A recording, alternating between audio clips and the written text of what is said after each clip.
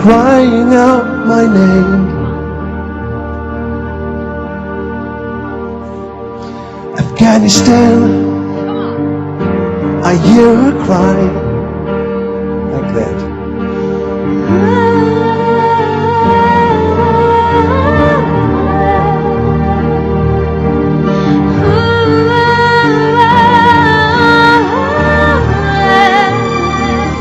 She's run away.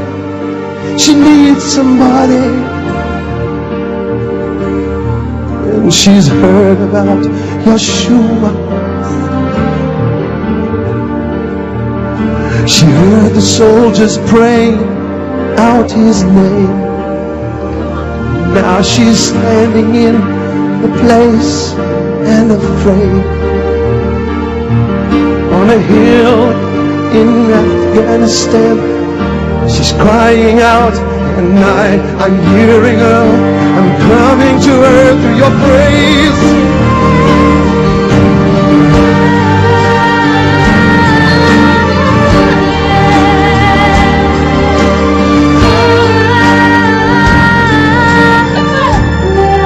Sing it gently, that's what she's doing.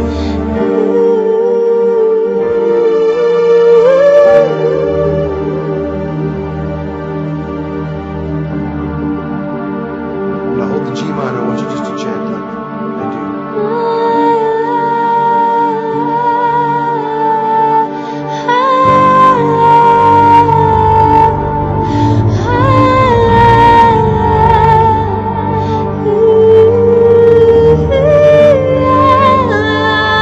There's a mother that is crying deep in Iran.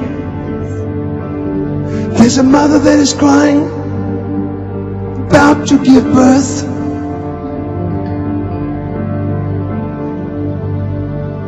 Shall I let this child die? What future does she have? Who shall I turn to? Who shall I call? Yet she's heard.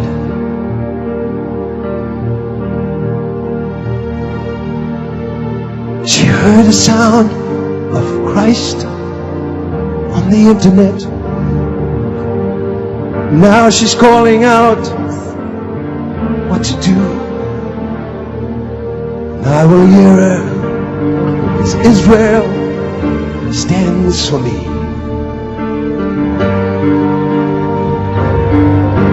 Go again, Anna. Now ready. Melt it out.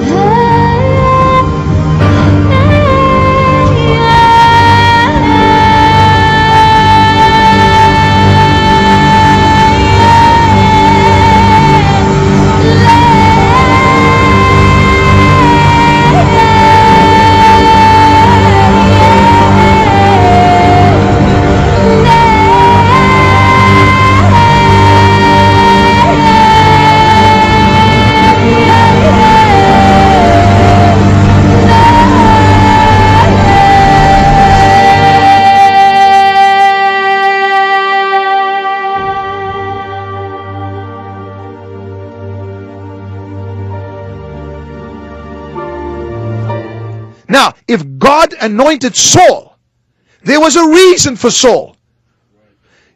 Now, out of the bitter came something sweet. Now, that's just the one aspect of it. I'm dealing with the president right now. That's only one aspect of it. We'll talk in a few minutes about what happened. So, it's difficult for people to comprehend this because of our prejudices, our bigotry, and the general influence on our opinions from secular news media and even religious leaders. Before actually tasting the sweetness, I was overwhelmed by a strong presence of hatred and bitterness permeating from the citizens of the United States of America. When I sensed this, I sensed I was literally tasting the bitterness. Not that would only come, but that is present. And God was so grieved. Because this was not just believers, unbelievers. These were believers as well. I could sense this coming from unbelievers and believers. So much so that I sensed God was severely grieved. That politics and the economy and the news media has put us in a position where we are completely corrupted in our hearts, and bitterness is coming forth instead of praying prophetically, calling out to God, I sensed corruption after that. And then an exposure of this by a strange happening, a strange turn of events. Now this is what I saw. At this point, now remember we're speaking about a corruption that we don't know about yet, and the strange happening or strange turn of events that will literally be the turning point in American history. Now that's a big thing to say. I'm saying what I've heard, it's not happening. But please repent. If your heart is bitter and you have hatred, because it's not going to help you living like that as warriors. Okay? Now, let me share about the taste of honey. The taste of honey, honey. Remember that song? Oh, you're too young for that. Some of you may remember that. Now, stay with me, please. Book of Judges, I'm going to share something with you, and I want to ask Sunil to join me. Judges chapter 14, verse 1. Now Samson went down to Timnah and saw a woman in Timnah of the daughters of the Philistines. I'm reading it. It's being prompted for me, so I don't have to look down and read my Bible now. I've got it printed out there in front of me. He wanted a woman from the Philistines. So he went up and told his father and mother, saying, I've seen a woman in Timnah of the daughters of the Philistines. Now therefore get her for me as a wife. What I want you to read in verse 3 and 4 is very unusual. Then his father and mother said to him, Is there no woman amongst the daughters of your brethren or among all of my people that you must go and get a wife from an uncircumcised Philistine? And Samson said to his father, Get her for me, for she pleases me well. Okay, we won't go into that. Verse 4. But his father and mother did not know that it was of the Lord. Hold on, has God lost his mind? This is against the Jewish rules and laws. But verse 4 is in the same Bible that you read. Don't try and take it out. His father and mother did not know that it was of the Lord, because God was seeking an occasion to move against the Philistines. Wait a bit. Can God not just do it himself? Why does he need a man to marry a woman from the Philistines to have an occasion? Oh God, you need an occasion? Yes, he does. Because he moves through humanity. That's how he created us. If he wants to do something, most times God, unless in some sovereign way, he'll do it some other way, he will speak and use leadership. He will use spiritual authority. Or any authority. Not bad, of course not. But look at this. The father and mother were stunned when they really found out this is from God, because God had a bigger plan. It was wrong. It seemed evil. But we now understand in Judges and verse 4 that it was of the Lord, because God had a purpose behind this, what seemed like an act of evil. I know that you're catching what I'm saying. I can feel it. Some of you were angry to start with, but now you're realizing there's something more to this. Stop looking at the surface stuff and quoting the news media and all this stuff. And America's going to hell and we curse America. No, you won't. Not anybody that follows with me. We are going to bless this nation. You read verse 4 again. His father and mother did not know that it was of the Lord. How do you know if something's of the Lord or not? Just because it doesn't fit well or sit well with you in your own mind and opinion. How do you know? What do I know? Except that God has the bigger picture. God knows something we don't know. And he must be blamed then for what's happening now. Yes, I know leaders make mistakes. Listen, George Bush made mistakes. Most presidents make mistakes, do wrong things. I know this is actually at a point of being ridiculous. I understand with this present president, but hear me again. It's not who I want you to vote for. You vote as your conscience tells you. You vote how you feel, and if it's for the betterment of the country and for your own personal lives, this is not to do with the voting. This is to do with something I had an insight about. God is up to something. God is up to something that is way beyond our natural comprehension. He is seeking an occasion to move against. And I'm not going to go into detail as to what is presently the enemy to America and the enemy to Israel.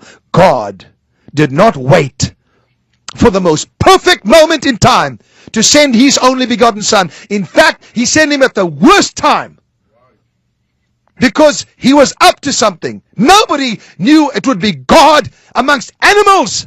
Nobody dreamed that this would happen. But just a few people understood that something out of the bitter would come sweet.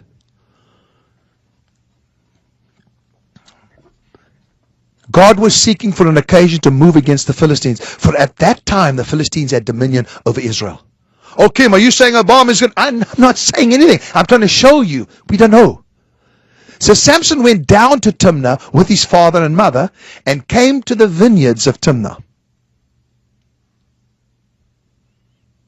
To his surprise, you ready for this? This is what God spoke clearly to me. To his surprise, a young lion came roaring against him. How many of you know that's bitter? That's difficult. That's an attack. That's not sweet. And the Spirit of the Lord came mightily upon him. Oh, hold on. This is lustful Samson. This is Samson that wants this gorgeous woman from another tribe, from another nation. Why would the Spirit of the Lord come upon someone that is breaking these rules? Kim, this is getting heavy. I know. And the Spirit of the Lord came mightily upon him, and he tore the lion apart as one would have torn a young goat. Well, a young goat's pretty difficult to tear apart. Though he had nothing in his hand. An attack. A vicious attack. A bitter moment. Samson's going to go through it again. And out of it, in the end, he will put his hands against two pillars led by a young person, the youth. This is the year of the youth. It's this year that it's all going to happen. That's right, you're catching it, aren't you? Seduction. Corruption. You with me? Losing strength. Losing his secret strength, his hair. Going around in circles, doing the work of a mule, Samson did, while they laughed at him as his eyes were plucked out. And in that state, God's Spirit came upon him, and a young man took him and led him to the pillars. And suddenly the destruction of that enemy took place. And that was the sweetest moment of all. Now, I know there are things around that, surrounding that you may disagree with. Well, why did Samson have to die, etc.? I'm telling you what I got in the Spirit. Now, the young lion attacks Samson at a vineyard. Whew, I'm quite warm from the Spirit being on me right now. Listen, I'm getting to the next one, which is very powerful. I want Sunil to come here now. Listen. Then he went down and talked with the woman, and she pleased Samson well. After some time, when he returned to get her, he turned aside to see the carcass of the lion. The bitter died. And behold, a swarm of bees and honey were in the carcass of the lion. That is what I saw. That is what I tasted. Out of the bitter came something sweet.